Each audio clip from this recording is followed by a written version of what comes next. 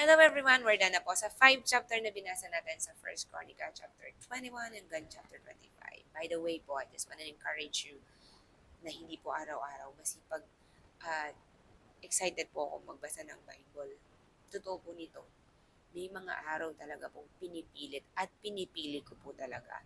Number 1 po, iniisip ko po na malaki po talaga yung, syempre po, in my in learnings po at natututunan ko po na kapag talaga nagbabasa po ako ng Bible, nalilip up yung spiritual life ko at nagkakaroon po ng, syempre, the Word of God is so powerful, di ba po? It changes me, no, in a positive way. It changes my heart, my mind, and mindset. And also, the number 2 reason why my prayer po kasi is to bring some inspiration po sa online space, no? Kasi po marami po talaga, nagaya ko din, ang tamad magbasa ng Bible. But my mission or my prayer is gamitin po tayo ng Lord, no?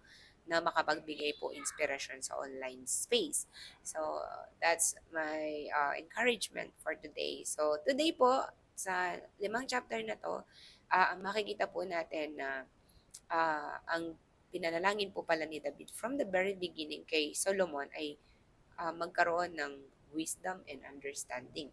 So, kumbaga po, yung pinag-pray po ni Solomon ay ganun din po yung habilin ng kanyang tatay. So, napakalaga po talaga na meron pong influence ng mga magulang.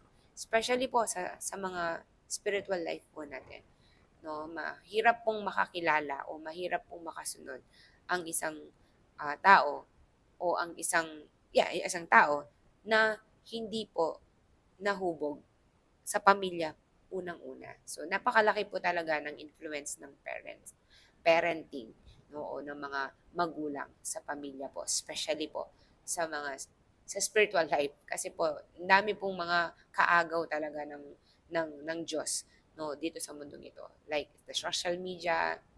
I am aware of it, no, and also the emotion, everything in it. Pero alam po natin na above all these things na nakikita, nararanasan, nararamdaman po natin, ay merong spiritual na bagay o there's spiritual side po, no.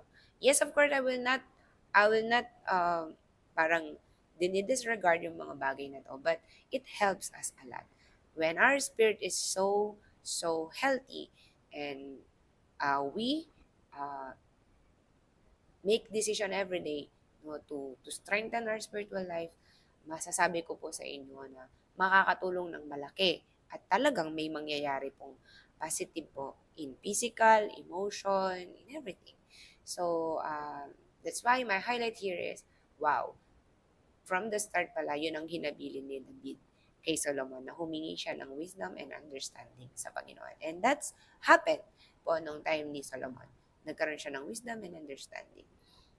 But at the end, dahil wala na siguro nagre-remind sa kanya, ang danger po ay nandun siya dun sa comfort zone ni Solomon, and ang nangyari po, nahakay po siya ng maraming mga naging asawa niya.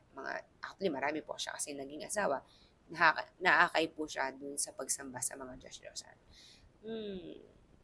That's why dun naman papasok yung mayroon tayong community, gospel community. So, that's my highlight for today. Again po, let's continue to read and meditate the Word of God. Again, every day I'm not so excited and also so sipag na magbasa. But I know in my life, in my mind, I know, no, for almost a decade, no, of pushing myself to read the Word of God because we believe, sabi sa salita ng Panginoon, the Word, from the beginning, there is the Word, and the Word is the Lord. No? At ang salita niya ay mabisa, makapangyarihan, it rebukes, it teach, it encourage, inspire us, no, to do the right thing. So that's my highlight for today. I hope na bless po tayo and continue to read and meditate the Word of God. God bless everyone.